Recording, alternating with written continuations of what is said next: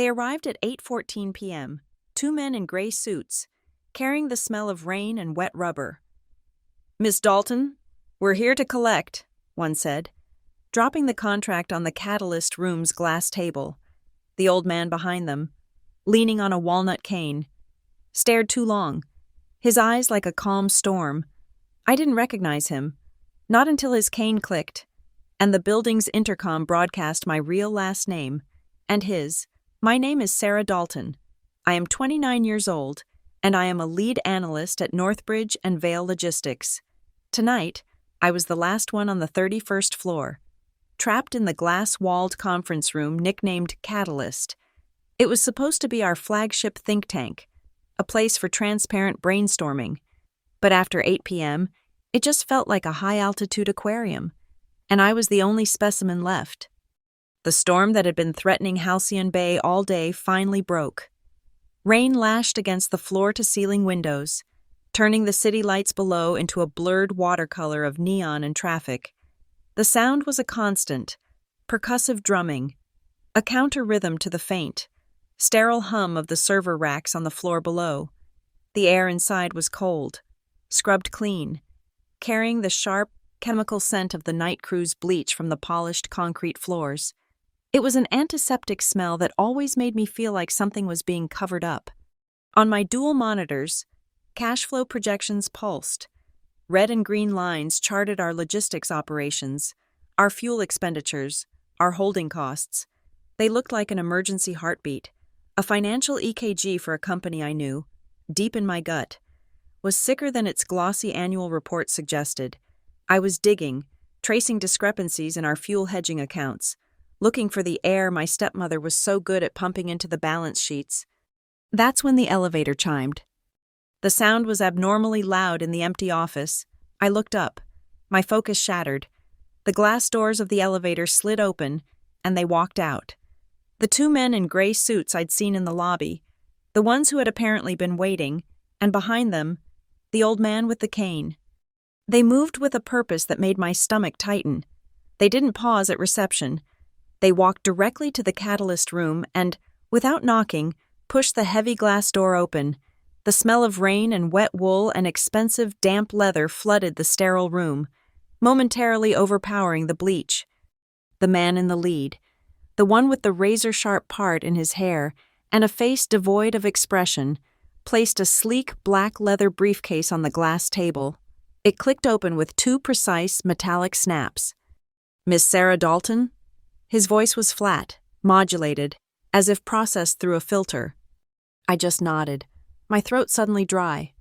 "We are representatives from Thorn and Ledger Recovery," he said. He didn't offer a card. He didn't need to. The name was enough. It wasn't a bank. It was a high-end loan shark, the kind that dealt with corporate distress, not personal debt. "We are here to collect on an outstanding debt, which has now entered default." He pulled out a sheaf of papers, bound in a heavy blue cover, and slid it across the glass. The title was stark: Notice of Assignment and Immediate Demand for Payment. My blood went cold. "I think there's been a mistake. I don't have any loans with Thorn and Ledger." The original note was with Halcyon Bridge Capital, Miss Dalton. It was assigned to us at 1700 hours today upon non-payment of the balloon installment. He tapped the cover page. "The loan is in your name, co-signed, but you are the primary." He opened the folder. The numbers were staggering. A principal I barely recognized, inflated by a compound interest rate that was clearly designed to be punitive, to be impossible. The interest was calculated weekly. It was predatory. "This is wrong," I said, my voice shaking slightly. I gripped the edge of the table. This amount is—" "The amount is correct," the aide said, his voice cutting through my protest. "We are not here to negotiate the terms. The terms were agreed upon." He pulled a single sheet of paper from his own slim folio, along with a pen. "We are here to have you acknowledge receipt of the demand and confirm your payment schedule. You have 24 hours to cure the default." I stared at him.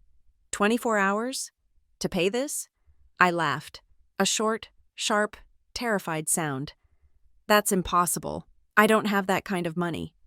We are aware of your current liquidity, Miss Dalton, the aide said, his eyes as dead as the polished floor. Which is why we must also inform you that if the default is not cured by 2015 tomorrow, we are instructed to begin immediate seizure of all listed supplemental collateral. A new, colder dread settled over me. Supplemental collateral? The aide paused, as if for dramatic effect. He adjusted his cufflink. Your employment compensation is already attached, of course, but the supplemental collateral listed in Appendix C of the original agreement is, and I quote, all current and future shares, options, and participation rights attached to the Dalton Family Guarantee. Dalton Family Guarantee. The words hung in the air, meaningless and yet overwhelmingly threatening. I don't know what that is. My father passed away. There is no family guarantee. It appears there is, Miss Dalton, the aide said. And that's when I saw her. Through the glass wall, past the empty cubicles of the analytics team, standing near the elevator bank, was Marla Denton, my stepmother, the CFO of Northbridge and Vale. She was holding her phone to her ear, nodding, a pantomime of a serious business call, but she wasn't looking at the elevator. She was looking at the reflection of the catalyst room in the dark, mirrored glass of the opposite wall. She was watching me. A flash of memory, hot and sharp. Marla at our kitchen island 3 months ago, pushing a different stack of papers toward me. It's just a formality. Sarah, a short-term bridge loan for the estate taxes. The lawyers just need a co-signer to finalize your father's probate. Don't worry your pretty head about it. I had signed, like an idiot. I had signed. My gaze snapped back to the men in my office. The aide was waiting, pen extended. The second man, the muscle, hadn't moved from the door, his hands clasped in front of him. And the old man, he hadn't spoken a single word since entering. He stood slightly behind the aide, leaning on a heavy cane of dark, polished walnut. The handle was simple, a silver cap, but it looked impossibly heavy. He was old, but his posture was straight, his expensive gray suit hanging perfectly. His eyes were the most disturbing part. They were a pale, washed-out blue, and they hadn't left my face. They weren't cruel, not like the aides. They were assessing, calculating, like a geologist studying a rock formation for its breaking point. As I stared, frozen, the aide began to read from the demand notice. His voice was a monotone drone, a legal dirge reading each clause of default, each penalty, each right they were seizing. Failure to cure will result in an immediate proxy assignment of all voting rights attached to the aforementioned collateral. My mind was screaming, he's reading my corporate death sentence. Marla hadn't just used me for money. She had used my name, my father's name, to attach my stock options, the ones I had earned, the ones my father had left me. She was using a loan shark to strip me of my stake in my own company. The aide finished. The silence in the room was absolute, save for the lashing rain. Your signature, Miss Dalton, acknowledging receipt. The aide pushed the paper and the pen toward me. I looked at the line. My hand was shaking, not with fear anymore, but with a cold, clear rage. I was an analyst. I analyzed risk, and I had just become the victim of the most hostile takeover imaginable. I picked up the pen. The aide smiled, a thin reptilian twitch of the lips. I signed my name, Sarah Dalton, and then, beside it, I wrote 2 more words. Under protest. The aide's smile vanished. His eyes narrowed. That is irregular. It's received, isn't it? I said, my voice low and hard. I pushed the paper back across the glass.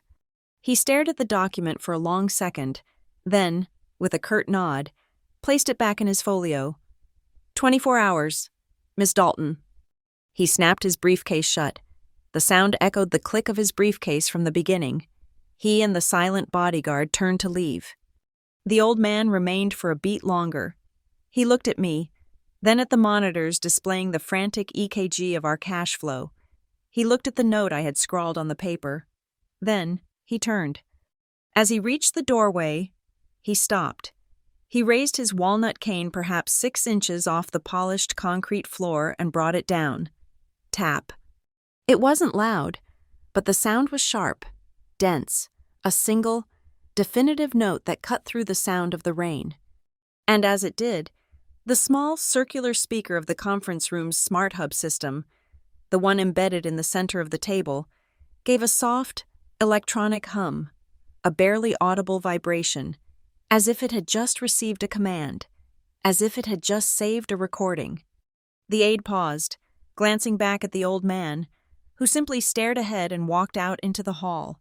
The 2 men followed. The glass door hissed shut, leaving me alone again. I stood there for a long time, my heart hammering against my ribs. The smell of their damp wool lingered. I looked out the window. In the hallway, Marla was gone. The elevator doors were closing. They thought they had cornered me. They thought they were collecting a debt. I sank into my chair, the adrenaline draining away, leaving a chilling clarity. I looked at the dark, silent speaker on the table, the tap of the cane, the recording hum. This wasn't a collection. This was an opening move. And that old man, he hadn't been an enforcer. He had been a spectator, or perhaps a referee. I turned back to my screen, but I wasn't looking at the cash flow anymore. I was looking for a new file. A file on Thorn and Ledger recovery. A file on a family guarantee. A file on my stepmother. The game had just been set, and I had just been handed the first piece. The glass door hissed shut, sealing me back inside my aquarium. The sterile, bleach-heavy air of the 31st floor felt suffocating, a stark contrast to the brief, raw scent of rain and wet wool the collectors had brought in. I stood motionless for a full minute, listening to the drum of the storm against the windows and the frantic, artificial pulse of my own cash flow charts on the screens. This was Northbridge and Vale Logistics. From the outside, we were the apex of Halcyon Bay's corporate skyline, a monolith of brushed steel and triple-glazed glass. We were the physical embodiment of our core value, which was literally etched into the limestone of the lobby and the brushed aluminum panels inside every elevator. Transparency is our value. What a pristine, beautiful lie. Transparency at Northbridge and Vale meant that everyone could see you, but no one knew what you were doing. We operated in glass boxes like Catalyst, but every significant conversation happened on encrypted channels. Every new hire, from the mailroom to the C-suite, signed an NDA so thick it could stop a bullet, a document that bound their silence not just on trade secrets, but on corporate culture and internal financial practices. Our transparency was a one-way mirror, designed to project an image of clean, efficient commerce while hiding the rot. And I, Sarah Dalton, was the chief polisher of that image. As lead analyst, my job was to make the numbers sing, to weave narratives from data that supported the story our CFO wanted to tell. And our CFO, Marla Denton, my stepmother, loved a good story. I worked myself to the bone. 60, 70, 80-hour weeks. I was the one who dug into the granular data, who built the models that forecasted our fuel hedge efficiencies, who found the percentage points of profit in optimizing container ship loadouts. I did the work. Marla managed the results. She was a master of temporal relocation. No expense was ever just an expense. It was an advance against future earnings. A bad quarter wasn't a loss. It was a strategic repositioning for Q4. Her favorite phrase, delivered with a bright, confident smile in every board meeting, was, "We'll defer the recognition and amortize the cost. We're dunning it to the next quarter."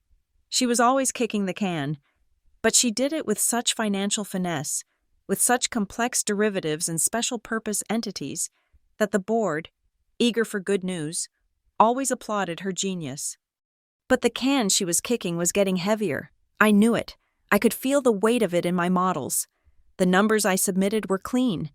The numbers that appeared in her final reports, they were inflated.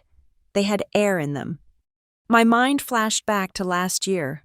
My father, Richard Dalton, a man who had built the Northbridge half of this company with his bare hands and brilliant mind. hadn't died of a heart attack. He had died of 1,000 little cuts, a slow erosion by stress and sickness that Marla had expertly managed. The funeral was a blur, efficient, quiet, and appallingly fast. It was held on a Tuesday. By Thursday, Marla was back at her desk, accepting condolences with a perfectly calibrated expression of tragic fortitude. The accounting, however, was slow. The man who lived in a modest, comfortable home and drove a 5-year-old sedan had, according to the probate documents Marla produced, a mountain of debt, hospital bills, yes, but also a slew of bridge contracts and personal guarantees I had never heard of. "It's the estate taxes, darling," Marla had said, her hand on my arm, her rings cold against my skin. We were in her all-white office, the one that overlooked the bay. "Richard. He leveraged himself to protect the company during the downturn. He didn't want to worry you. It felt wrong. My father hated debt. He called it a failure of imagination." A few weeks later, she'd come to me with the loan agreement. Halcyon Bridge Capital. It was a short-term note. She'd explained, just to cover the last of the estate's obligations and keep the lawyers happy. "I just need you as a co-signer. Sarah," she'd said, sliding the pen toward me. Her voice was warm, the one she saved for me, the motherly one. "It's just a formality. The estate is the primary debtor. Of course. This just shows the bank we're all aligned. It's for your father's legacy." Just a formality, sweetheart. I'd read the first few pages. Standard boilerplate. I was grieving. I was exhausted. I was working 14-hour days trying to keep my own department from imploding while my world had fallen apart. I'd signed my name right where she pointed. Tonight, the men from Thorne and Ledger had shown me what that formality really was. The Dalton family guarantee that Aide had mentioned. It wasn't my father's. It was the one I had created by signing that paper, linking my name, my salary, and my hard-earned stock options to a debt Marla had engineered. I looked out the window of the catalyst room. From the 31st floor, Halcyon Bay was a masterpiece, a velvet black sheet of water reflecting 1 billion pinpricks of light from the skyscrapers and the distant, elegant curve of the Viridian Bridge. It was beautiful from a distance, but I was an analyst. I knew that down at sea level, the water in the industrial channel was choked with effluent. I knew which pristine beachfronts were just reclaimed landfills. The city was just like the company, beautiful from afar, toxic up close. Transparency is our value. The words flashed in my mind. From the elevator wall, I thought of 2 weeks ago, when our lead compliance officer, a quiet man named Ben, had his access suddenly revoked. He'd been escorted from the building for performance issues. The whispers in the stairwell, the only place not monitored by audio, were that he'd been asking questions about the interest rate swaps Marla had personally negotiated. He'd been poking at the locks. The camera in the hallway outside the IT maintenance room, the one that would have shown who accessed Ben's laptop after he was fired? It was, according to the official security report, temporarily offline for a firmware update. That was the day I started my file. It wasn't a conscious decision, not at first. I was reconciling fuel invoices from our Singapore hub. A charge appeared, a port facilitation fee, for a massive sum, authorized by Marla's office. But the shipping manifest for that vessel ID showed it was in dry dock in Rotterdam that day. It wasn't just a typo, it was impossible. I printed the invoice, I printed the manifest, I printed the email from Marla's aide authorizing the payment. I took them home. I bought a simple, black, 3-ring binder and a ream of archival paper. I labeled the spine with a single word, air. Air was my private name for it. It was the term for the invisible, intangible, fraudulent padding that Marla pumped into our reports to make them float. A port fee here, an overvalued asset there, a liability reclassified into oblivion. It was just air. But she was pumping so much of it into the company's lungs that we were floating high above reality. For 3 months, I'd been collecting it. Every advance, every deferred cost, every invoice that didn't smell right. Every email from HR that warned us about rumors and protecting corporate assets. I printed them all, cross-referenced them, and filed them in the black binder under my bed. I was an analyst, after all. I was just analyzing the company's biggest and most dangerous hidden liability, its chief financial officer. I thought I was building a case. I thought I was gathering evidence for, I don't even know, for the board, for a regulator. I was just collecting the truth, waiting for the right moment. I turned from the window and looked at the dark speaker on the conference table, the tap of that old man's cane, the faint hum of a recording. My blood ran cold again, but this time it was different. It was the sharp, clarifying chill of absolute understanding. Marla knew I was digging.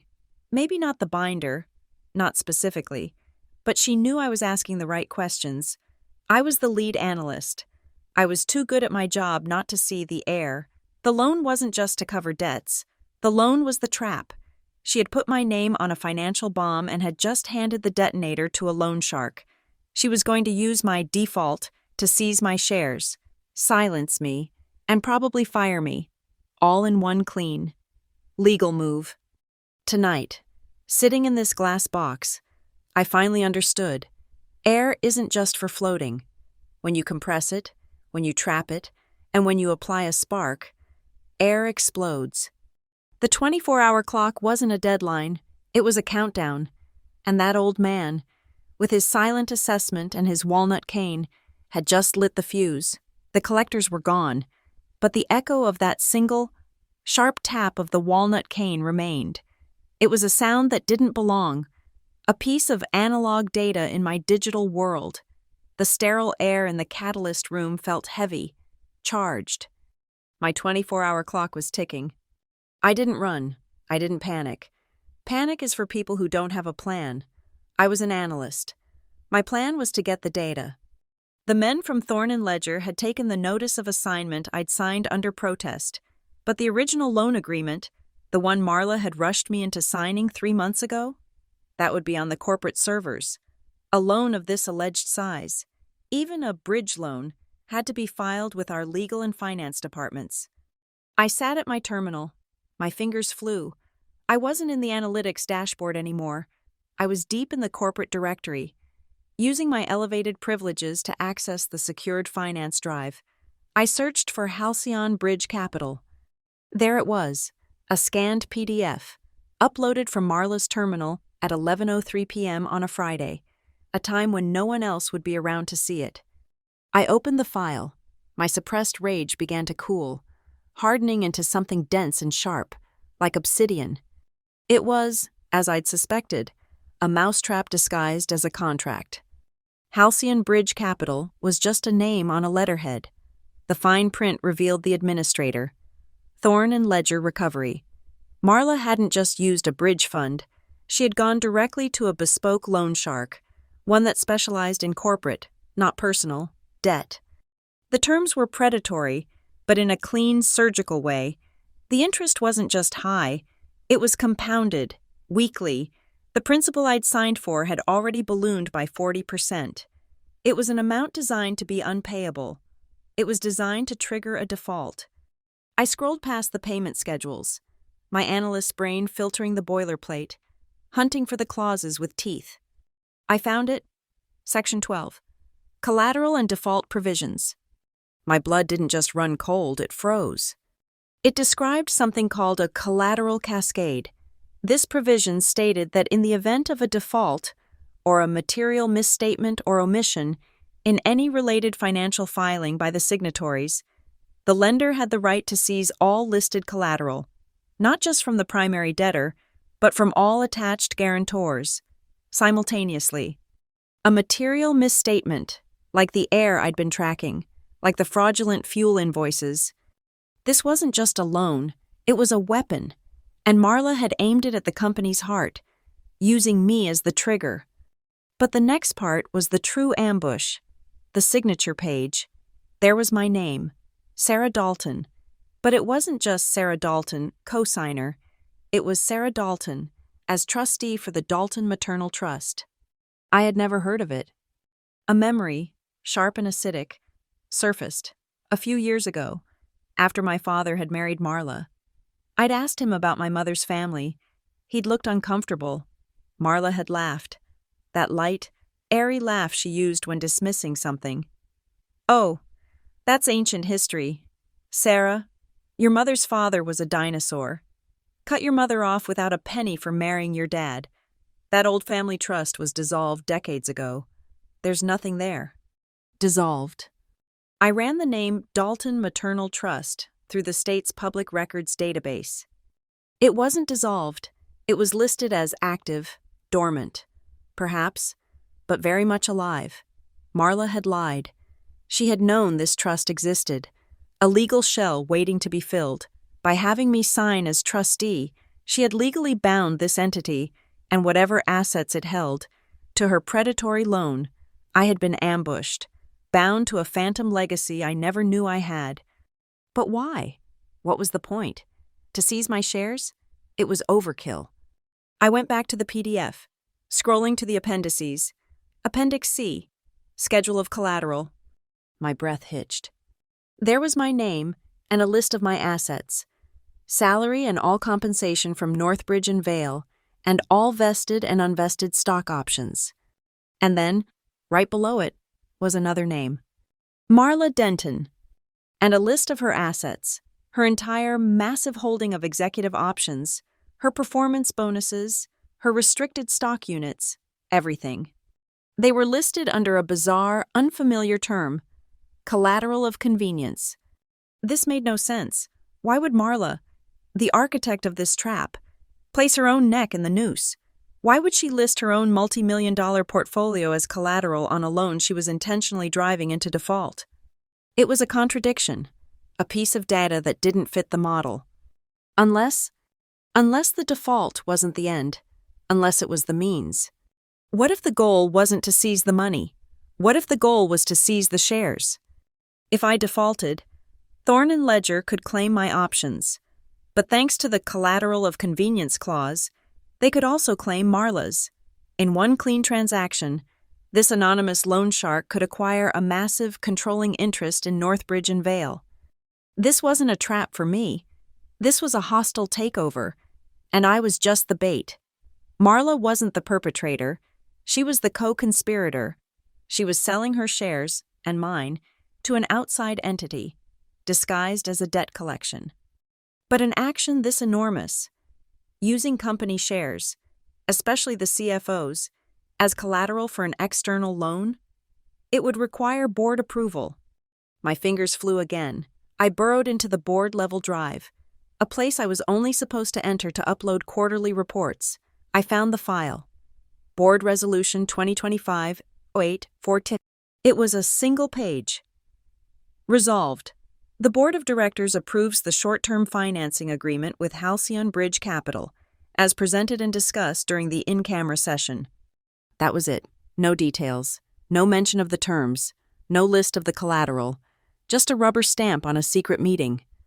In-camera session, the corporate equivalent of a confessional, where sins were discussed and minutes were sealed. The records would be locked, accessible only by the general counsel and the CFO, Marla. She had built a fortress of paperwork, and I was trapped inside. The suppressed rage was now a vibrating, high-frequency wire inside my chest. She hadn't just used me. She hadn't just lied about my father's debts. She had scheduled my execution. I needed proof. I went back to the email server. I searched Marla's main account, mdenton@nv.com, for Thorne and Ledger and Halcyon Bridge. Nothing. Cleaned. But Marla, in her arrogance, had two accounts, her public-facing one and her executive admin account, mdenton, exec, which she used for her private scheduling and sensitive communications. It was a blind spot. She assumed no one had the clearance or the nerve to look. I had both. I opened the exec mailbox, I searched, and I found it.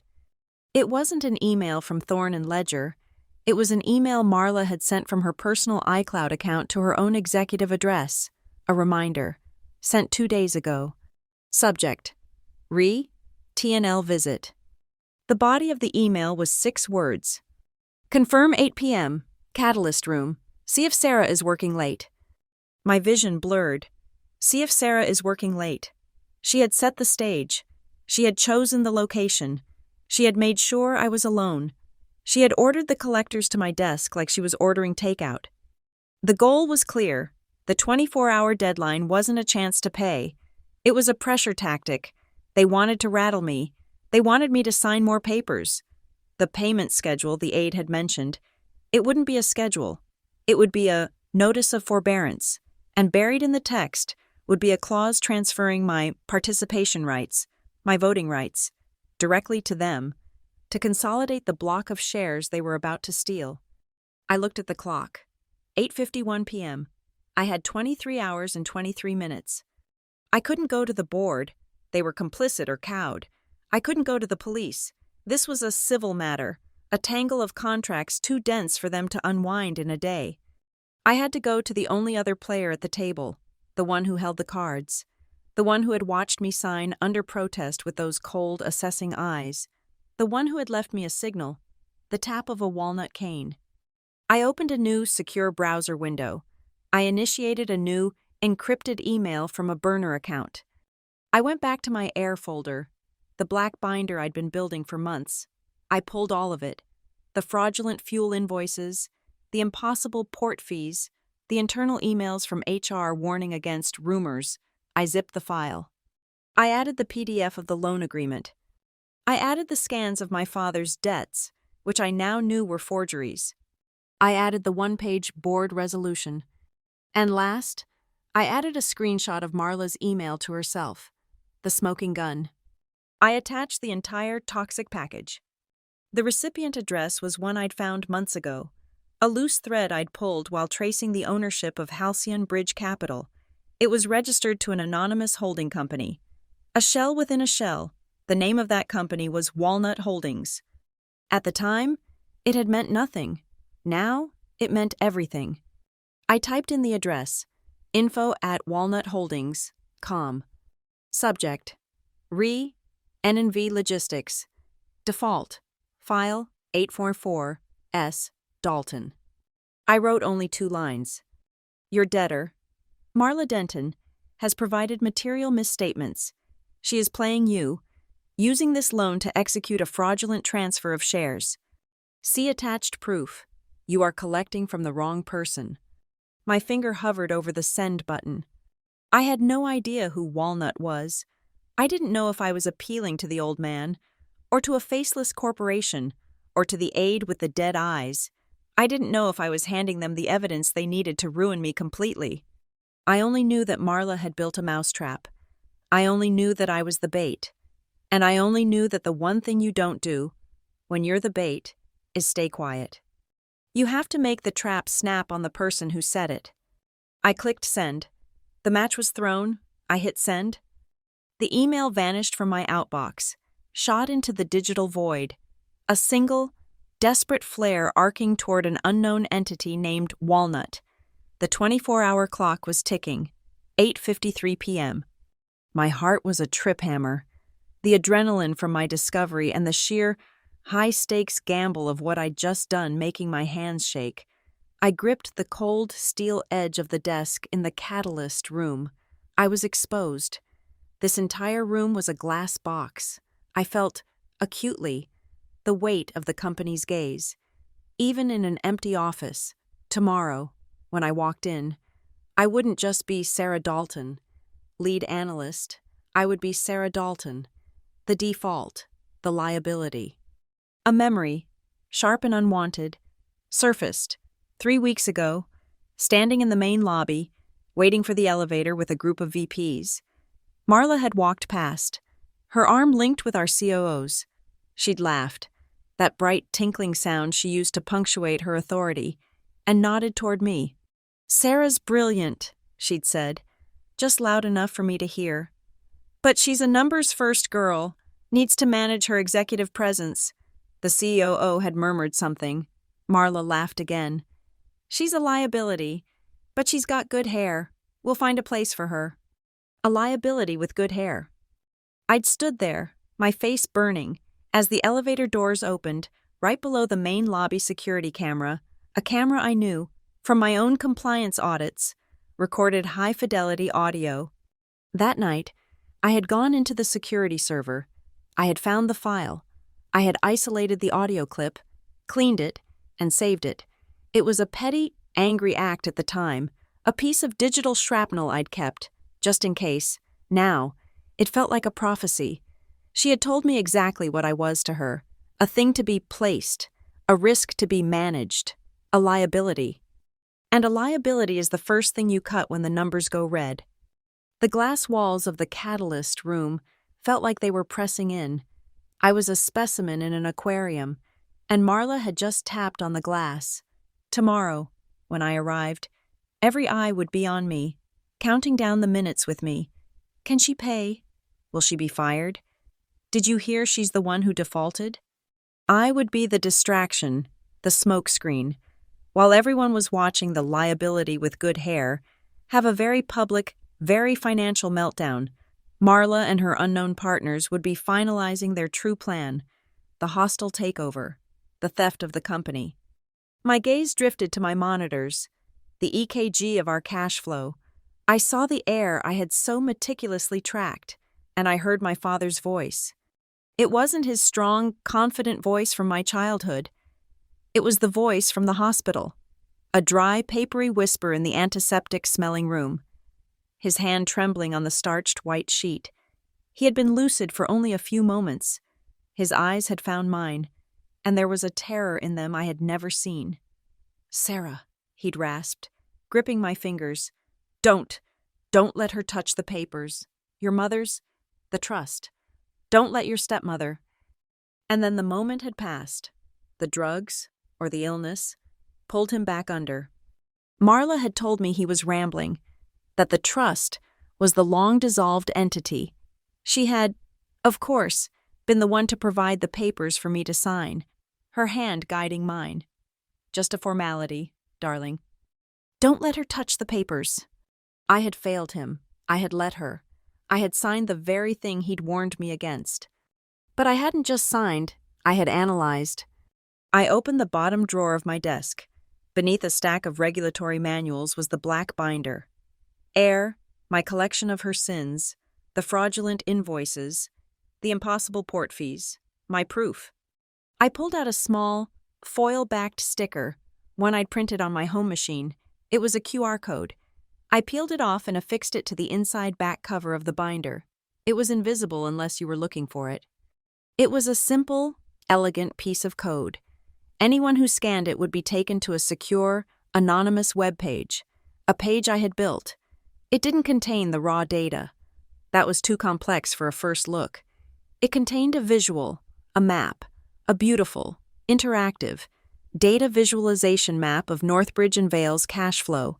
It showed the real numbers, the ones I had calculated, as solid, green lines, and it showed Marla's numbers, the air, as pulsing, transparent, red bubbles. It was a map of the cancer, a map that any financial crimes division or any predatory lender could understand in seconds. I had weaponized my air file. Now, I had to weaponize the system. I opened my corporate calendar. I created a new event for 8 a.m. tomorrow. Subject: maintenance, audio, visual, location, boardroom. I set the meeting to record. It was a loophole I'd found during an audit. Any meeting set in the main boardroom with maintenance in the title and record selected would not just record the video. It would activate the high-fidelity transcription microphones. It would create a searchable, time-stamped, legally admissible transcript of everything said in that room. Tomorrow, when Marla and her partners, and perhaps the collectors from Thorne and Ledger, met to carve up the company, I would have a record. I sat back. The plan was forming. I had thrown the match by emailing Walnut. I had set the traps by planting the QR code and booking the recording. I had the evidence. But it wasn't enough. The tap of that old man's cane echoed in my head. It hadn't just been a signal to the speaker. It had been a sound, a punctuation. Tap, tap, tap. It was a metronome, counting down, a rhythm of a decision that had already been made. I looked at the clock. 9:01 p.m. I had sent the email. I had my files. I could go home. I could wait for my 24 hours to expire. I could wait for them to come for me. Or I could go to them. This wasn't about the money. I knew, with chilling certainty, that I would never be able to pay that impossible sum. This was never a debt to be paid. It was a position to be collected. And collect was the wrong word. The right word was reclaim. Marla wasn't just stealing my shares. She wasn't just stealing the company.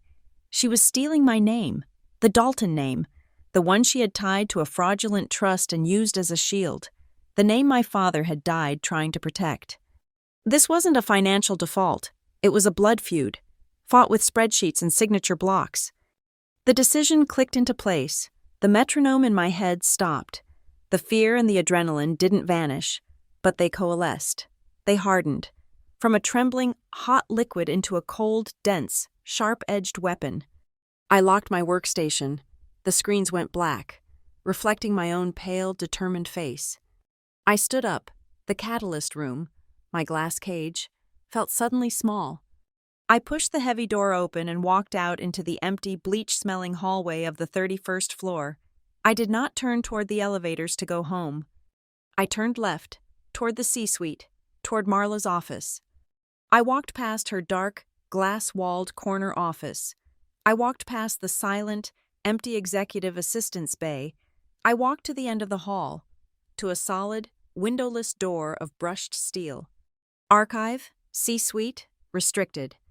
This was where the real files were kept, the physical copies, the in-camera minutes, the side letters, the original, wet ink signature pages of deals like the one I had signed. I placed my thumb on the biometric scanner. The light flashed red. Access denied. Of course, I was just an analyst, a liability with good hair.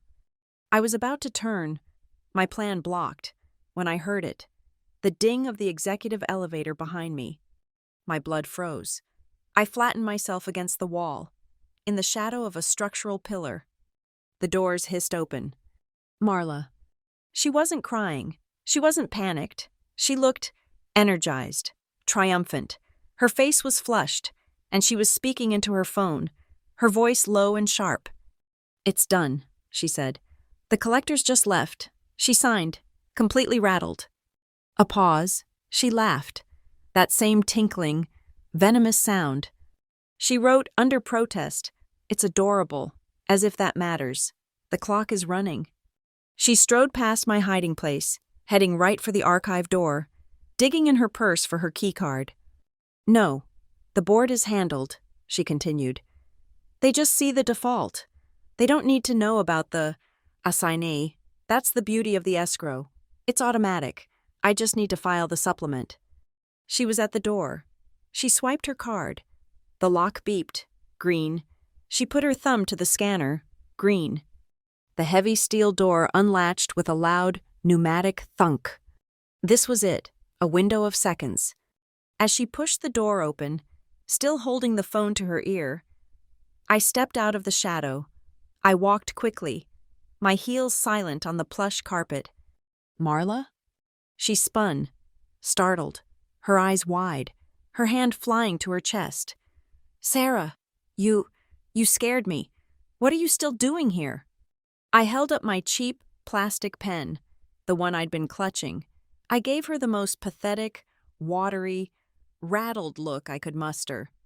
I think my pen leaked, all over my desk," I said, my voice trembling slightly. "I'm sorry to bother you. I know you're busy. Do you have another pen? I have to finish. I have to finish my reports." Her expression shifted. The alarm vanished, replaced by a profound, dismissive contempt. She looked at me, the trembling liability, and she smiled, a small, tight, patronizing smile. "Of course, darling," she said, her voice dripping with false sympathy. She pushed the heavy archive door open. "Come in. I think I have a box in here." I stepped across the threshold with her. The door hissed shut behind us, the heavy steel thunk of the magnetic lock sealing us both inside the vault. She turned to a supply cabinet, her back to me, still on her call. Yes, I'm here. I'll call you back. She didn't see my eyes. She didn't see me stop trembling. She didn't see my gaze sweep the room, past the rows of gray file boxes, to the red, leather-bound binders on the executive contracts shelf. And she didn't see me read the label on the thickest one. Escrow Agreement, Halcyon Bridge, NV, Denton, Dalton. She had just locked me in the armory. Marla didn't look back. I didn't wait to see if she would. The second the heavy door to the archive room clicked shut, I was at the cabinet she had opened. NV Exec, in camera, finance. My hands were steady. The rage from the hallway had burned away, leaving a core of absolute cold clarity. I wasn't Sarah Dalton, the grieving daughter, the overworked analyst. I was a detective, and this was my crime scene. I pulled the binder Marla had been holding, the label, printed in sharp, Corporate Sans Serif, read, Escrow Agreement, Halcyon Bridge Capital, NV Logistics. I flipped it open. The air in the vault was dry, smelling of old paper and the metallic chill of the fire suppression system. Unlike the loan agreement, this wasn't boilerplate. This was bespoke, high-stakes legal architecture. This was the blueprint for the trap. I bypassed the definitions and went straight to the covenants. Section 4. Conditions of default and asset transfer. My eyes scanned the dense, numbered paragraphs. It was all there. A default on the loan. Yes, but there was a second, far more potent trigger. Clause 41B. In the event of a material misstatement, omission, or fraudulent representation within the borrower's attested financial reporting, certified by the Chief Financial Officer. My breath caught. It didn't say the misstatement had to be proven in court. It just had to be. The assets listed in Schedule B, designated as collateral of convenience, shall be considered immediately forfeit and subject to non-revocable transfer to the assignee upon verification. Schedule B was Marla's shares. My air file, the fraudulent invoices, the phantom fees, was the verification. Marla, in her arrogance, had co-signed a document that put a gun to her own head. She just assumed she was the only one with her finger on the trigger.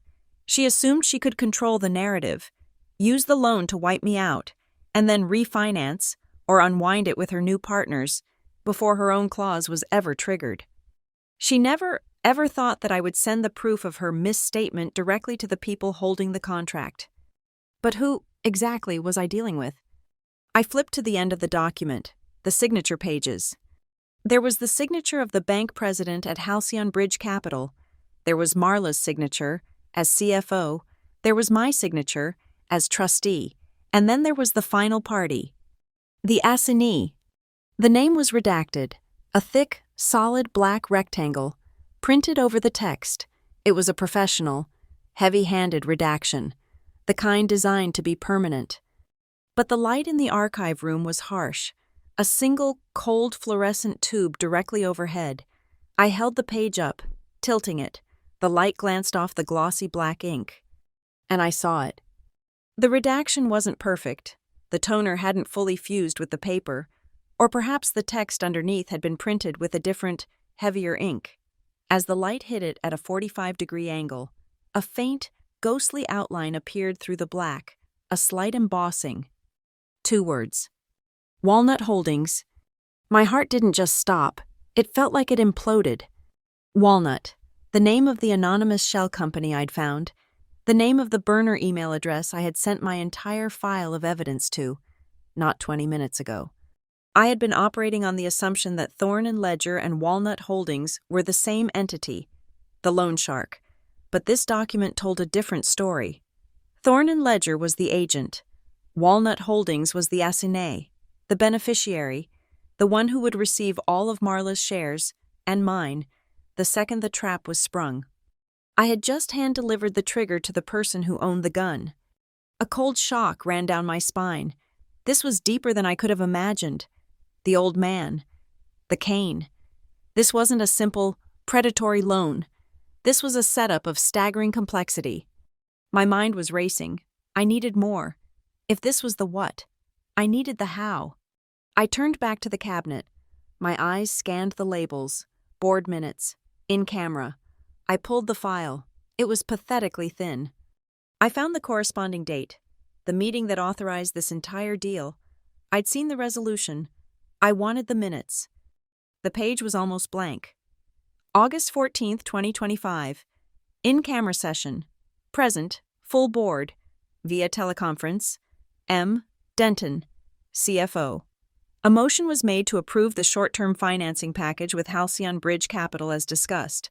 Motion seconded. Motion carried unanimously. Meeting adjourned. That was it. As discussed, no details. No mention of the terms, the collateral, the insane collateral cascade clause, or the identity of the assignee. The board had voted on a black box. A box Marla had handed them. It was a perfect legal vacuum. This was a dead end, but it was also proof. Proof of a conspiracy of silence. I put the file back. There had to be more. Something was missing. The link between the loan and the governance.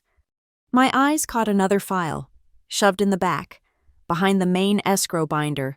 It was thinner, just a simple blue folder, and the label was handwritten in black marker. T&L side letter, XX eyes only. This was it. The file that shouldn't exist. The agreement outside the agreement. I opened it. The paper was different, thicker, cream-colored, with a watermark. This wasn't from a corporate printer. This was from a high-end law firm. It was a side letter between Thorne and Ledger Recovery, as agent, and Northbridge and Vale. The language was brutal. It stated that in the event of a default, the agent, TNL, had the immediate right to install an officer pro tempore, to preserve the integrity of the assets and ensure continuity of operations. Install an officer, a temporary executive. But the trigger was the key. It wasn't just any default. The clause was specific. This right shall be activated only if the initial collection event is executed in person by authorized representatives of the agent at the primary corporate headquarters of the borrower. My blood turned to ice. 8:14 p.m. The men in gray suits. The old man. Miss Dalton, we're here to collect. It wasn't just theater to intimidate me. It was a legal requirement. It was the key in the lock. By physically showing up at the 31st floor tonight, they had activated this clause. Right now, this very second. This meant they didn't just have the right to seize shares. They had the right to seize control. They could replace Marla. They could walk into her office and install their own CFO, right here, right now. This was the mechanism. This was the final piece of the puzzle. The loan was the snare. My signature was the bait. Marla's heir was the proof, and the collection tonight was the trigger. My hands were shaking, but not with fear, with a terrible, focused energy. I pulled out my phone. I didn't care about the cameras in the archive room. They were irrelevant now. I photographed every single page, the escrow agreement, the close-up shot of the Walnut Holdings redaction, tilting it to catch the light, the blank, damning in-camera minutes, and every single, terrifying page of the T&L side letter. I hit the share button and sent the entire album to my secure burner cloud. The Wi-Fi icon on my phone, connected to my private hotspot, blinked, blink, blink, blink. It was a quiet, steady rhythm in the dead silence of the vault. It was the most reassuring sight in the world, a tiny, winking eye, confirming. Message received. Evidence secured. I had it. I had the entire trap, from start to finish. I slipped the files back into the cabinet, exactly as I had found them. The heavy steel drawer slid shut with a soft, final thud. I turned to leave, and I froze. Through the frosted glass of the archive room door, a shape was standing. A silhouette, tall, impossibly straight, unmoving, the outline of a perfectly tailored suit, and he held rigidly at its side the unmistakable, solid line of the walnut cane. He hadn't left. He hadn't gone down the elevator. He had followed me. He had watched me in the hallway with Marla. He had waited while I was inside. He knew. I stared at the shadow, my heart hammering against my ribs. a loud, panicked drum against the silent hum of the vault. Then, the shadow of the head moved, a slow, fractional tilt, a nod. It wasn't a question. It wasn't a threat. It was a confirmation. You found it. It was an instruction. It's time. He knew I would come here. He knew I would look. The entire elaborate performance, the collection, the under protest, the tap of the cane, the burner email to Walnut. It wasn't a trap for me at all. It was a test, an audition, and I had just passed. I pulled the heavy, airtight door open. The air of the 31st floor hallway felt warm by comparison. He was standing 3 feet away, his back already to me, as if he had just been passing by. He turned his head slightly, and his pale blue eyes, the eyes of a calm storm, met mine. They were just as cold, just as assessing as they had been in the catalyst room. But now, I saw something else flicker in their depths.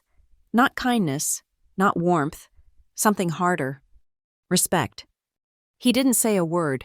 He just turned, and the walnut cane struck the marble floor. Tap. He began to walk, not toward the elevators, but toward the main boardroom at the end of the hall. Tap. Tap. Each sound was a command. Follow me. I didn't follow him. I couldn't. My legs felt like concrete, and my mind was a high-speed collision of facts. Walnut Holdings, the T&L side letter, the activated clause, the nod. I watched him walk away. Tap, tap, tap, toward the main boardroom. He didn't look back. He knew I wouldn't follow. Not yet. I wasn't his partner. I was still a piece on the board. I retreated. I went back to the only place that felt like home base, the place it had all begun. The glass-walled catalyst room. I needed to think. I needed to see the data I had sent, to reread the files I had photographed. I sat down at the head of the long, reflective table, my phone in my hand, the screen glowing with the images from the archive. The storm outside had subsided into a steady, heavy rain. The only sound was the rhythmic drumming on the glass and the faint, near-silent hum of the server farm below. The clock on the wall display clicked to 9:02 p.m. A second later, the ceiling speaker above me, the same one that had hummed when the cane tapped, crackled to life. A neutral, synthesized voice echoed through the empty 31st floor. All remaining personnel, please vacate floor 31. This floor is now restricted. A cold dread, entirely different from before, washed over me. This wasn't a fire drill. This was a lockdown. This was the side letter. This was the officer pro tempore clause being invoked. The elevator chimed. I looked up, my heart seizing. The brushed steel doors slid open. The old man emerged. He was flanked, once again, by the 2 men in gray suits, the aide with the dead eyes, and the silent, imposing bodyguard. They weren't moving with the hesitant menace of their first visit. They moved with the absolute, frictionless certainty of owners. They didn't stop in the hallway. They walked directly to the catalyst room. The heavy glass door swung open, and the scent of rain and cold wool filled the room again. This time, they didn't wait for an invitation. The 2 aides took up positions by the door, just inside, their hands clasped.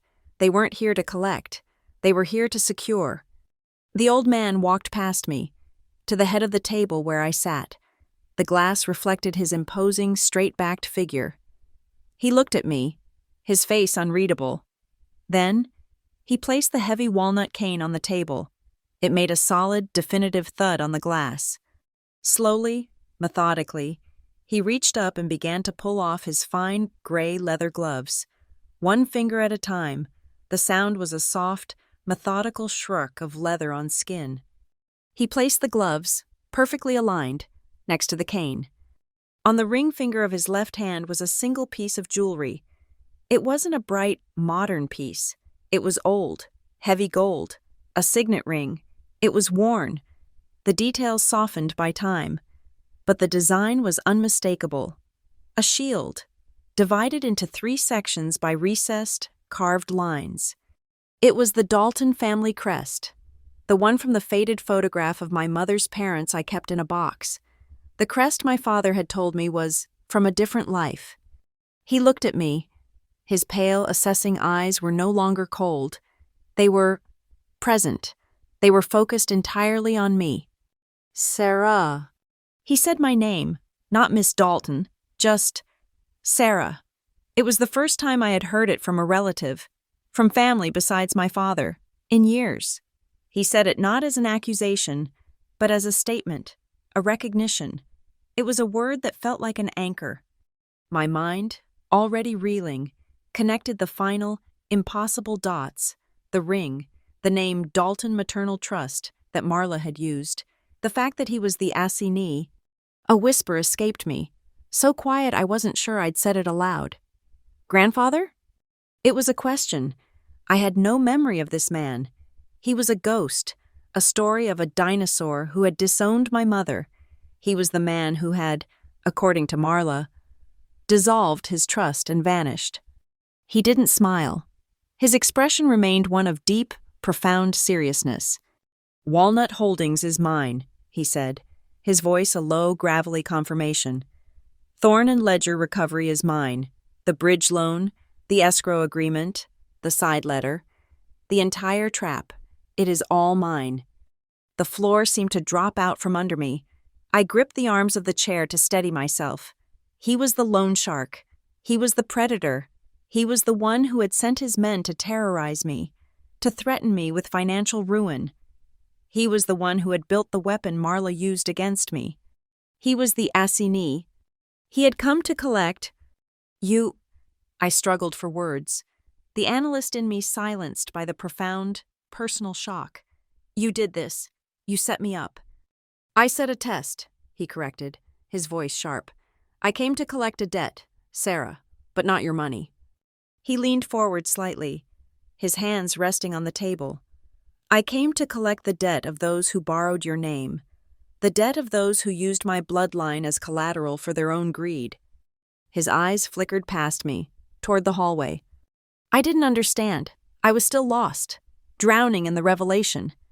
He reached for his cane, but he didn't pick it up. He tapped the silver cap, a single, precise click. It wasn't a sound, it was a command. From the speaker in the center of the table, the same one that had hummed, the same one that had broadcast the lockdown, a voice suddenly emerged. It was not the synthesized building AI, it was Marla's. It's fine, I'm telling you. The note is ironclad. Just let the girl sign. We'll sweep the options. By the time she realizes what happened, we'll have consolidated the block and the deal will be done. It was a recording from before, from one of her in-camera calls, the cane. It wasn't just a recording device, it was a key. My breath stopped. I knew that voice. I knew that arrogant, dismissive tone. Let the girl sign. My head snapped toward the hallway, toward the glass wall of the catalyst room. She was there. Marla. She must have heard the lockdown announcement and come out of her office. She was standing 20 feet away, near the elevator bank, her face a mask of confusion and irritation. And then she'd heard her own voice. I watched, as if in slow motion, as the color drained from her face, her perfectly applied makeup, her confident, CFO poise. It all shattered. Her eyes, wide with a dawning, animal panic, met mine through the glass. Her hand, the one holding her phone, went limp. The phone slipped from her grasp and fell to the plush, sound-dampening carpet. It landed with a soft, pathetic thud. She was trapped, and the doors to the aquarium were locked. My grandfather didn't turn to look. He just watched me. He watched me see her. He watched me understand. As I said, he murmured, his voice laced with the cold iron of his signet ring. I am here to collect. The recording of Marla's voice cut off, leaving a ringing, electric silence in its wake. The sound of the rain outside, the hum of the servers, it all rushed back in to fill the vacuum. Through the glass, Marla was a statue of comprehension, her face a kabuki mask of white, stark horror. Her phone lay at her feet on the dark carpet, an object she seemed to have forgotten existed. She had been caught, not just in a lie, but in a conspiracy. Her own words broadcast on the executioner's scaffold. My grandfather, the man I had never known, the ghost from my family's past, watched me. His pale eyes held no triumph, only a profound, weary resolution. He had set the board, and the final piece had just moved. The aide with the dead eyes, the one who had first demanded my signature, Miss Dalton, stepped forward. He placed his own slim black briefcase on the table, next to my grandfather's cane. The click of the latches was different this time. It wasn't the sharp snap of an ambush. It was the quiet, oiled snick of a legal proceeding commencing. He didn't speak to me. He addressed my grandfather. "Sir, the conditions are met." "Proceed," my grandfather said, his voice low. The aide opened the briefcase. He produced not a sheaf of papers, but a single, heavy, vellum-bound document. He slid it across the glass, stopping it directly in front of me. The title was embossed in severe black lettering, Notice of Cure and Collection by Assignment. My analyst brain took over, the shock receding, replaced by the cold, clear focus of parsing data. I read the first paragraph. In accordance with Section 12 of the Halcyon Bridge Capital Loan Agreement, the agreement, and Clause 4.1b of the Associated Escrow Agreement, the collateral cascade is hereby triggered. I looked up at my grandfather. Clause 4.1b, the material misstatement clause. He nodded. The file you sent to Walnut Holdings, Sarah, the heir. It was more than sufficient verification. You provided the evidence. I looked back down. My own evidence, the match I had thrown. And my grandfather continued. In accordance with the TNL side letter, the collection event at the corporate headquarters has been executed. The two primary conditions for activation are now satisfied. The default is cured, and the collection begins. The aide, with the precision of a surgeon, reached back into the briefcase and produced a second document, a single page. He placed it carefully on top of the first. It was Marla's signature. I knew it instantly, but it was at the bottom of a page titled, Irrevocable Resignation in Escrow. She signed this? I whispered. To get the loan. Yes, my grandfather said, a flicker of contempt in his voice. The greedy always over-leverage. She was so certain she controlled the game. She willing signed her own execution order, to be held by the lender. She assumed the lender was her partner. She was mistaken. He had held the gun to her head, and she had pulled the trigger herself, thinking it was aimed at me. It's done, I said, looking out at Marla, who was now beginning to tremble, her hands clenching and unclenching at her sides. You've activated the clause. Walnut Holdings collects her shares. You take control. No, my grandfather said. He reached into his own suit jacket. From an internal pocket, he produced a different document. It was folded, crisp, and bore the letterhead of a law firm I didn't recognize, one far older and far wealthier than any Northbridge and Vale had on retainer. He unfolded it and pushed it toward me. It was not a corporate filing. It was personal. Deed of gift and assignment of rights. My eyes scanned the text, and my heart, which had been a cold stone of analytical focus, suddenly hammered against my ribs with a violent, painful thud. The text was simple. It stated that as of 9:00 p.m. on this date, all rights, titles, and interests held by Walnut Holdings, LLC, in the matter of the Halcyon Bridge Capital Loan, including all rights of collection, all rights as assignee under the escrow agreement, and all powers granted by the TNL side letter, were hereby gifted, transferred, and assigned, fully and irrevocably, to one party. Sarah Dalton. I stared at his signature at the bottom. The name was one I hadn't seen since that faded photograph. Elias Dalton. I looked up at him, my throat closing. I couldn't speak. He had built this entire, complex, billion-dollar corporate mousetrap, and just handed me the key. He hadn't just tested me. He had chosen me. Why? I finally managed. I built an empire protecting the Dalton name, he said. his voice dropping, losing its iron edge, becoming the voice of an old, tired man. I watched my daughter, your mother, marry a good man, but a soft one. And I watched this creature, this Marla, poison his legacy and try to steal his daughters. I set the trap. Sarah, I baited it with my own money, but I could not spring it. It had to be a Dalton, one who had been tested, one who had been wronged, one who, when faced with ruin, did not run, but fought. You did not fold. You did not beg. You investigated. You found the heir. You signed under protest. You, my girl, are the one to collect. His eyes, for the first time, held a flicker of something beyond assessment. It was pride, a terrible, heavy, demanding pride. He had given me the sword. Now I had to swing it. As if on cue, the other aide, the silent bodyguard, stepped forward.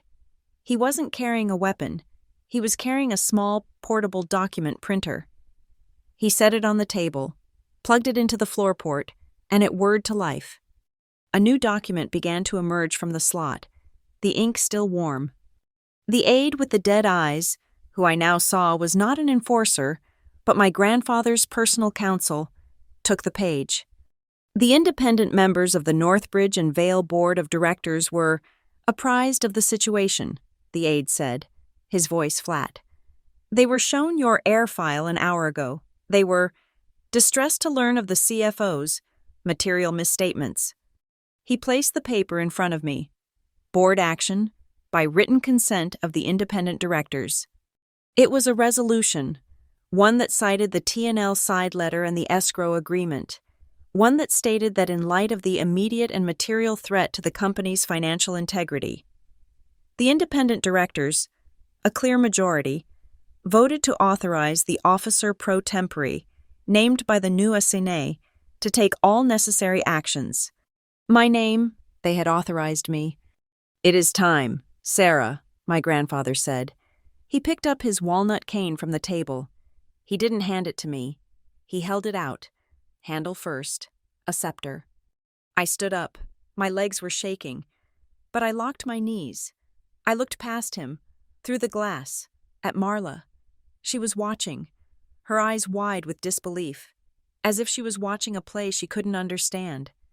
I took the cane. It was heavy, the wood dense and smooth, the silver cap cold. The speaker is still active, my grandfather said, nodding at the smart hub. The entire floor is listening. I knew what I had to do. I held the cane, and for a moment, I felt the weight of my father's legacy, and my grandfather's empire, and my own stolen name. I lifted the cane 6 inches, just as he had done, and I brought it down on the glass table. Tap. The sound was absolute.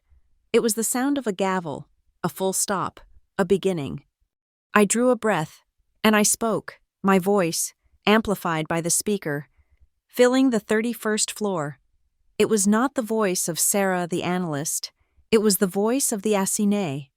By the authority vested in me by the board of directors, and as the executing party of the T&L side letter, effective immediately, Marla Denton is removed as Chief Financial Officer of Northbridge and Vale Logistics. Out in the hallway, Marla let out a sound, a choked, strangled gasp, as if I had struck her. Before she could move, before she could even process the words, the main elevator bank chimed. But it wasn't the collector's elevator, it was the service elevator. The doors opened, and 2 uniformed, armed Northbridge and Vale security officers stepped out. They were not panicked. They were calm. They held a tablet. One of them looked at the tablet, then at Marla. "Ma'am, we've just received an automated system directive. Your access has been revoked. We've been instructed to escort you from the premises." Automated system directive. My grandfather's system. The building itself was his. That was what broke her. The final, impersonal dismissal. The machine firing her. Marla crumpled. Not in a faint, but in a true, ugly breakdown. Her shoulders heaving. She shrieked, a sound of pure, undiluted rage. "No, you can't. She pointed at me, her finger shaking. She did this. That girl. I did it for the company. I did it for this family. To protect it. I walked out of the catalyst room. The glass door hissed open behind me. I walked down the hall until I was 10 feet from her. The security guards tensed. But I stopped. I looked at her, my face as cold and hard as I felt. "No, Marla," I said, my voice quiet, no longer amplified, just for her. "You did it for your shares. You did it for your own escape plan. And you used my name, my father's name, as your shield." I turned my back on her. Her sobbing turned to curses. But the security guards had her by the arms now, and were guiding her, struggling, toward the elevator. I walked back into the catalyst room. The glass doors began to hiss shut, but before they could, the two men in gray suits, the collectors, stepped inside. The aide with the dead eyes was carrying his briefcase again. He opened it, but this time, he didn't pull out contracts. He pulled out 2 items, a fresh ink pad, and a heavy steel notary's embosser. The other man, the silent bodyguard, pulled a fresh stack of papers from his own case, the signature pages for the deed, the board action, the transfer of assignment. My grandfather, Elias Dalton, gestured to the table. "The collection is not complete, Sarah," he said. "The I's must be dotted." The aide, my grandfather's lawyer, looked at me. "If you would, Miss Dalton?" The collectors, I realized, weren't just muscle. They were witnesses. They were the notaries. I sat down. I took the pen. The lawyer laid out the first document. I signed. He took it. The second man signed as a witness. The lawyer took the embosser, pressed it to the page, and the thud of the stamp was a final, metallic echo of the cane. Collected. The thud of the notary's embosser was a sound of absolute finality. It echoed in the vast, silent room, a punctuation mark on the end of Marla's career and the beginning of something else. The aide, my grandfather's lawyer, methodically stacked the signed and stamped documents. He placed them, one by one, into his black briefcase. The other man wiped the ink from the notary stamp, his movements economical and precise. They were packing up. The transaction was complete. The air in the catalyst room was heavy, still carrying the lingering charge of the confrontation, the phantom echo of Marla's shriek. The rain had softened to a diffuse mist against the glass, and the city lights of Halcyon Bay were sharp again, a billion points of cold, indifferent data. I was still standing, the heavy walnut cane clutched in my hand. It was my only anchor. I looked at the man who had given it to me, my grandfather, Elias Dalton, a ghost who had just rewritten my entire life with a few signatures. The questions I had held back, the ones the analyst in me had suppressed in favor of survival, now rose, thick and choking, in my throat. Why? My voice was hoarse, unfamiliar to my own ears.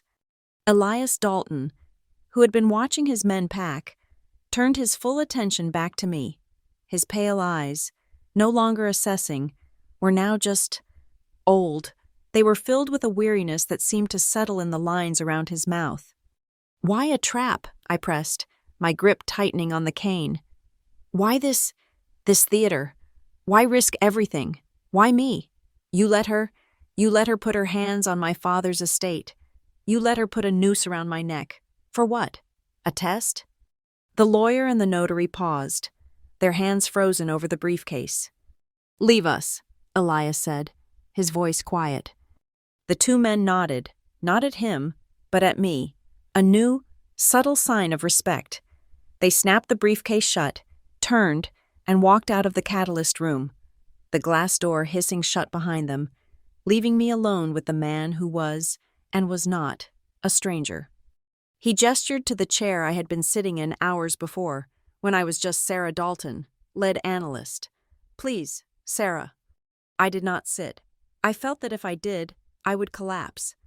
He sighed, a long, slow exhalation, and sat down himself. He looked out the window at the city he clearly owned. "Years ago," he began, his voice distant, "I had a daughter, Your mother, she was brilliant, but she was like your father, soft. She saw the good in everyone, even when it wasn't there. I saw the world for what it was, a machine that runs on iron principles. We disagreed. About what? About people, specifically, he said, his gaze turning cold. About Marla Denton. I was stunned. Marla, you knew her, back then? Your mother brought her home, a friend from university, ambitious, clever, and utterly hollow. I saw her for what she was, a parasite, looking for a host. I warned your mother. She chose to defend her friend. She accused me of being cold, of seeing everything as a transaction. She was right, of course, but that is why I survived. He laced his gloved fingers together on the table. The rift was permanent. Your mother chose her path. She married your father, a good man who I knew would be eaten alive by someone like Marla. I left, but I did not abandon. I created Walnut Holdings, a fortress, a way to protect the Dalton name from those who would use it as a shell. To watch from a distance, I put my assets, my name, my legacy, into a vault. The pieces were clicking into place, forming a picture that was darker and sadder than I could have imagined. When your father got sick, he continued, his voice dropping, I knew he wouldn't last, and I knew she would move the second he was gone. I tried to intervene. I funneled money, clean money, untraceable, through a charitable trust, to his hospital, to his private accounts, enough to cover all his debts, all his care, with millions to spare for you. He paused, and the pain in the room was a physical thing. She was already there. She had power of attorney. She intercepted every wire. She redirected it. The bridge contracts, I whispered. The forged probate documents. Yes, he said, his voice hard as iron. She didn't just refuse my help. She stole it. She took my gift and, with the breathtaking arrogance of a true sociopath, she laundered it. She moved it to Halcyon Bridge Capital, my front, and converted my gift into a predatory loan. In your father's name, and then in yours. She was using my own money to create the debt she would use to destroy you and seize the company. The mousetrap, I said. You let her build it. I did, he admitted, meeting my gaze. When I saw what she was doing, I had a choice. I could have stepped in, vaporized her with a lawsuit, but that would not have fixed the problem. The weakness she had preyed on, the heir in the company, would remain, and you, I did not know you. I did not know if my daughter's blood, or her softness, ran in your veins. So, I adjusted the trap. He leaned forward. The trap, Sarah, was not for you. It was for her. But it had an escape, a key. Only a person of diligence, of intelligence, and of integrity could find it. The material misstatement clause, the heir. I set the trap, and I waited. I waited to see if the cosigner, my granddaughter, would panic and run, or dig and fight. You were watching me, I said, the realization dawning. This entire time, my heir file. You did not disappoint, he said. You did not run. Sarah, you verified. You followed the trail. You found the discrepancies. You gathered the proof. You did what your father and your mother could not. You saw the truth, and you documented it. Tonight was merely the final act. I had to see if you would fold under pressure, or if you would use the one weapon you had, the truth. I looked down at the cane in my hand. It was smooth, perfectly balanced. The silver cap was cold. The cane, I said, my analyst's mind making the final connection. The tap, the recording, the speaker. I ran my thumb over the cap. It wasn't just silver. There was a hairline seam. I twisted it. It didn't move. Elias watched me. It is not just a microphone, Sarah. It's a key. He reached out and placed his gloved thumb on the cap. There was a faint, biometric click. The silver cap popped open, revealing not a speaker, but a small, recessed port, a data port. A hardware ledger, I breathed. A cold wallet. Walnut Holdings is not on a server, child, he said. It is not in the cloud. It is in my hand. My name, my assets, my legacy. They are here. The cane is the vault. He closed it, the click sealing the conversation. He had revealed his final, most important secret. He had given me the truth.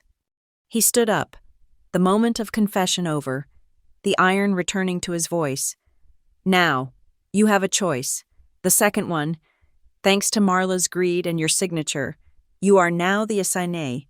You control her entire stake. It is a very large amount of money. You can take it. You can take it all. Merge it with Walnut, and we can liquidate this place and walk away. He looked at me, his face impassive. Or you can fix it. I looked around the glass room. Catalyst? I thought of my air file, the fraudulent invoices, the lies. I thought of the compliance officer, Ben, who had been walked out for asking questions. I thought of my father, who had died believing he was leaving behind a mountain of debt. I looked at my grandfather. I'll fix it, I said.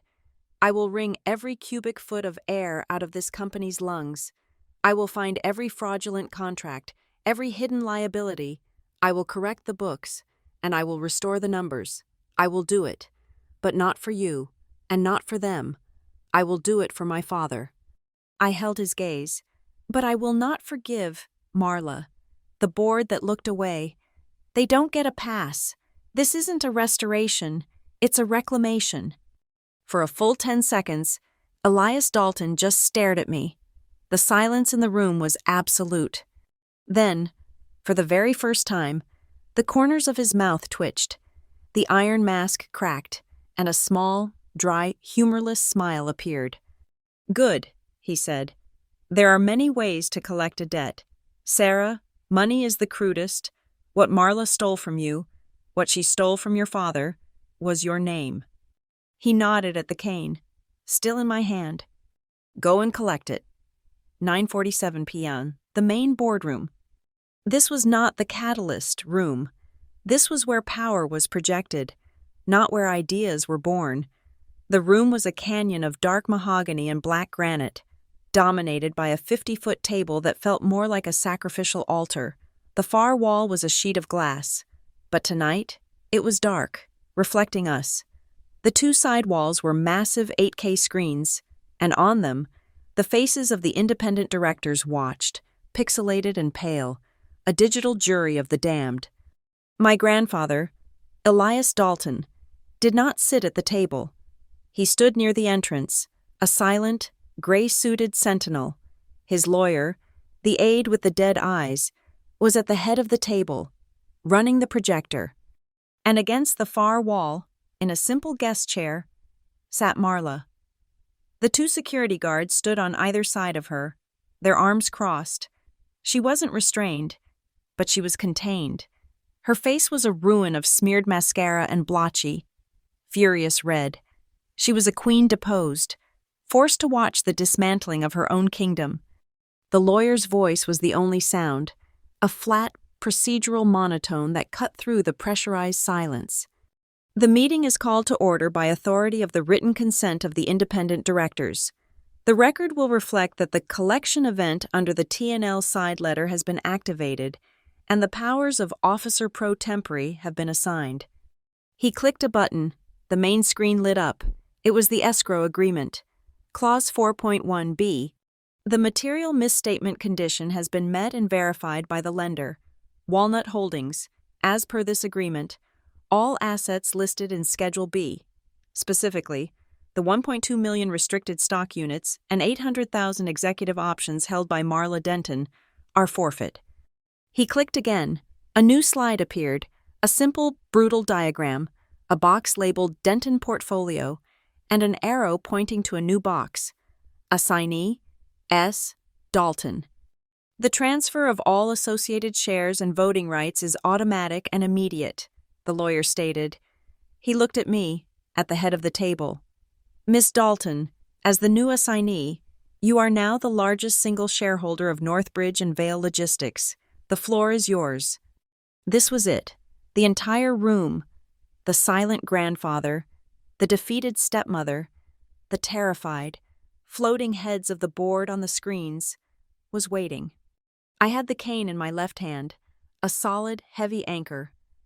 My air file was in a black binder in front of me. I had not come unprepared. I stood. The chair made a faint scraping sound, unnaturally loud in the tomb-like room. "I have 3 motions," I said. My voice was cold. I did not recognize it. It was the voice of the assignee. First, I looked at my grandfather. The loan, File 814, contracted with Halcyon Bridge Capital under my name. The evidence provided to Walnut Holdings confirms this loan was secured under fraudulent pretenses, using my identity as a Dalton family guarantee that I had no knowledge of, for the sole purpose of triggering a default. I turned my gaze to the digital faces of the board. The default is cured by the material misstatement clause. I demand this debt be declared void. I demand the file be closed, and the lien against my name and my assets be permanently dissolved. There was a heavy silence. Elias Dalton, from the back of the room, spoke. Walnut Holdings accepts the cure and the evidence of fraud. The loan is voided. The file is closed. The lien is released. I nodded, 1 down. Second, per the authority granted by the board's written consent, the office of Chief Financial Officer is vacant. I am appointing an interim CFO, effective immediately, Anya Sharma. A visible reaction, a gasp from one of the directors on screen. Anya Sharma, the head of internal audit, the one Marla had demoted and buried 3 months ago, right after Anya had started asking questions about the fuel hedge accounts. "Miss Sharma will have my full authority to begin correcting the books," I said. Third, I placed my hand on the black air binder. I designate a full, special, and independent audit of the last 3 financial quarters. This audit will have unrestricted access, all books, all executive accounts, all special purpose entities, and all in-camera minutes. I want every fraudulent invoice, every port facilitation fee, every gram of air that was pumped into our balance sheet found, quantified, and expelled. That was the one, the final, fatal blow. "No!" The shriek tore through the room. Marla. She had been shaking, but now she exploded. She launched herself from the chair. A raw, primal scream of fury. "You can't, you little bitch, you can't!" She wasn't lunging at me. She was lunging for the podium, for the live microphone, to plead her case to the board. "This is illegal. She's lying. It's a conspiracy. He's—" The security guards were on her in an instant. They grabbed her by the arms. She fought, thrashing like an animal, her face contorted. "I did it for us. I saved this company. I made us rich. You wanted this. You all wanted the numbers." She was screaming at the screens, at the pale, horrified faces of the directors who had, for 3 quarters, looked the other way. I watched, my hand still on the binder. I did not flinch. Above the podium, a small, red light was on. The AV system.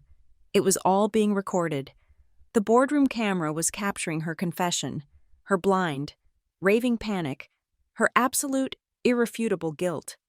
The guards began to drag her, struggling and cursing, toward the door.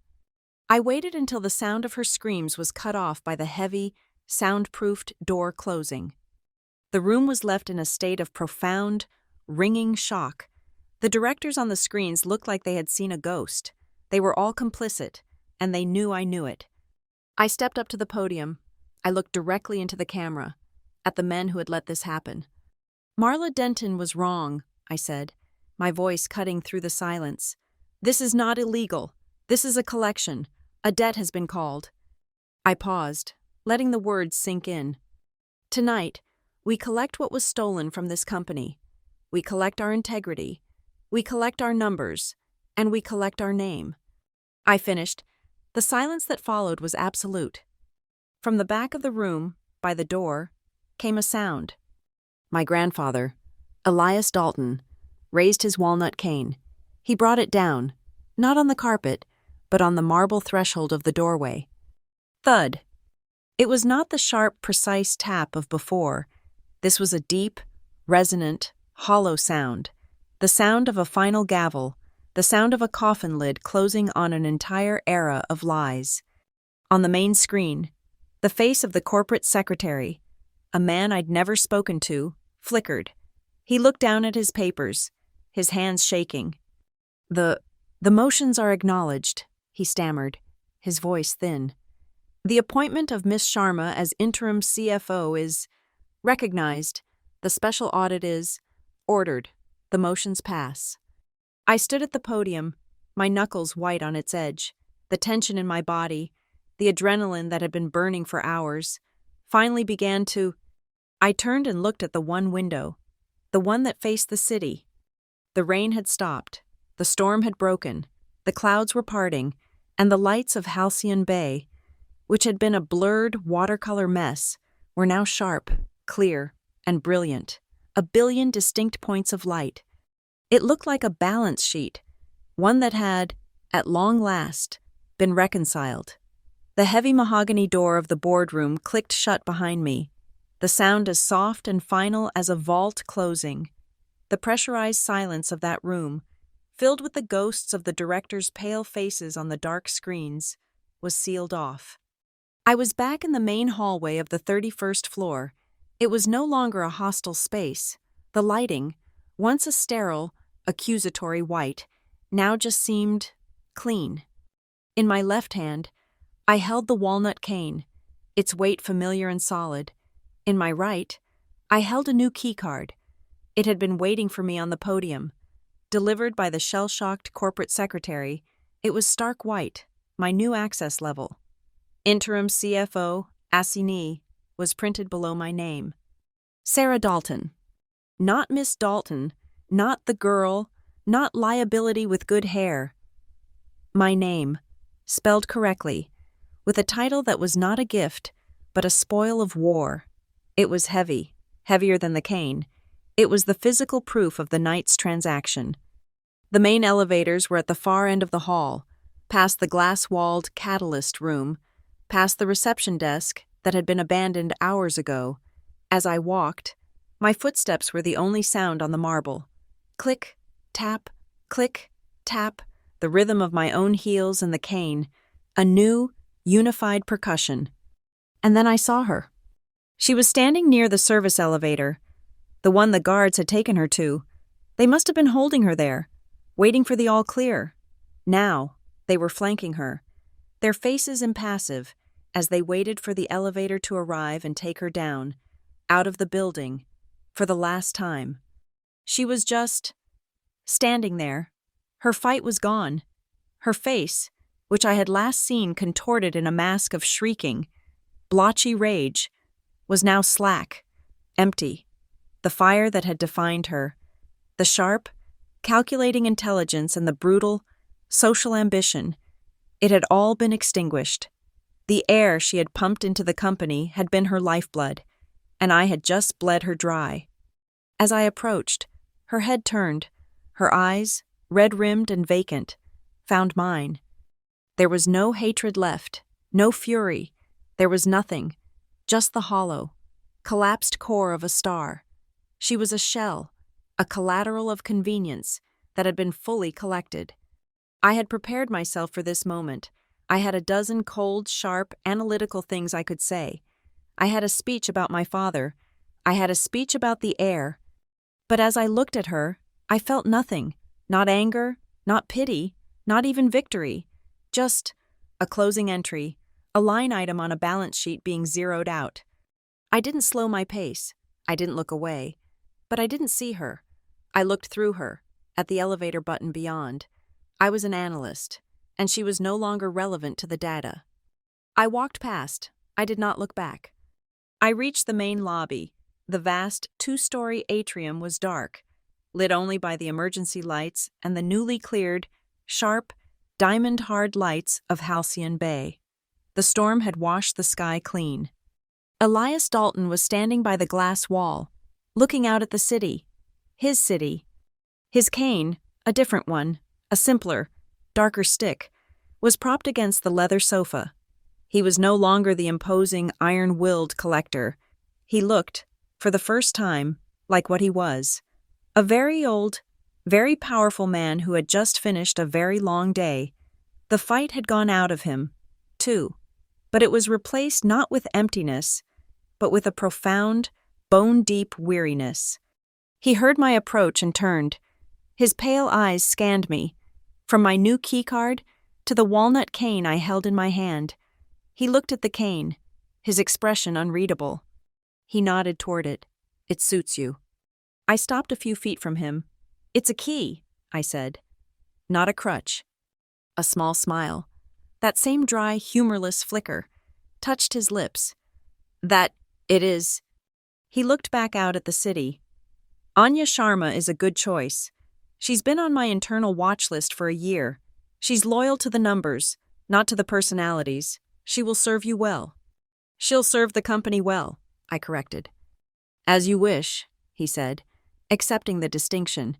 He turned fully to me, the polished marble reflecting his tired, straight-backed form. "I still owe you a dinner, Sarah, from a long time ago." I looked at him, the ghost who had set this all in motion, the man who had tested me, used me, and in the end, armed me. The debt between us was complex, a tangled ledger of abandonment and inheritance, but the one thing I had collected tonight was clarity. "You don't owe me anything, Elias," I said, using his name for the first time. "The debt was never with you, it was with them." I gestured back toward the boardroom, toward the digital ghosts of the board and the physical one of Marla, now descending in the service elevator. They were the ones who borrowed my name. They were the ones who ran the deficit, and I just collected. He held my gaze, the last test, the last assessment. He was looking for any sign of weakness, of softness, of the daughter he had lost. He found none. He found me. He nodded, a single, slow, deep nod of acceptance, an equal. "So you did." The elevator chimed, the sound bright and clear in the empty lobby. The brushed steel doors slid open, the light from within spilling onto the marble. It was clean, a fresh start. I turned to go. I would hand him his cane, my cane, at the door. "Sarah," he said. I paused, one foot already moving toward the elevator. "The name," he said. "The Dalton name. It is a heavy thing to carry." "Not anymore," I said. "I just paid off its debts." I walked to the elevator. I didn't look back. I didn't need to. The transaction was done. I stepped inside. The steel doors began to slide shut, their movements smooth and silent. I pulled out my phone. My team, the 2 junior analysts I had protected, the ones I knew had been working clean numbers all along, would be terrified. They would have heard rumors, seen the lockdown. I opened a new message. My thumb was steady. "Tomorrow, 8 a.m., we have work to do. We're running real numbers." I hit send. As the message flew, another notification slid down from the top of the screen. It was an automated alert from my personal banking app, the one I had linked, foolishly, to all my corporate accounts, the one that had been silent, a ticking time bomb, all night. The alert was simple. Loan file 814, Halcyon Bridge Capital. Status updated. Status closed. A weight I had not even consciously registered. A crushing, atmospheric pressure on my chest, my finances, my future, vanished. It didn't just lift. It was gone. The air had been let out. I shut off the phone. I slid it into my pocket. The elevator doors whispered shut, sealing me inside. The polished, mirror-like steel reflected my image. I was exhausted. My hair was a mess. My face was pale. But my eyes were clear. They were the eyes of my grandfather. They were the eyes of the Asine. I was looking at a woman who was no longer afraid of her own name. The elevator chimed. Ding. Thank you so much for listening to this story. I truly hope you enjoyed it. This is where you come in. We love knowing where our stories land. So please, drop a comment below and let us know where in the world you're listening from. It's amazing to see how far these words travel and to share our thoughts together. If you liked what you heard, Please consider subscribing to the channel and giving this video a like. And if you really want to support us, hit that hype button. It tells the platform that this is a story worth sharing, and it helps get this video heard by so many more people. Thank you again for being here. We'll see you in the next one.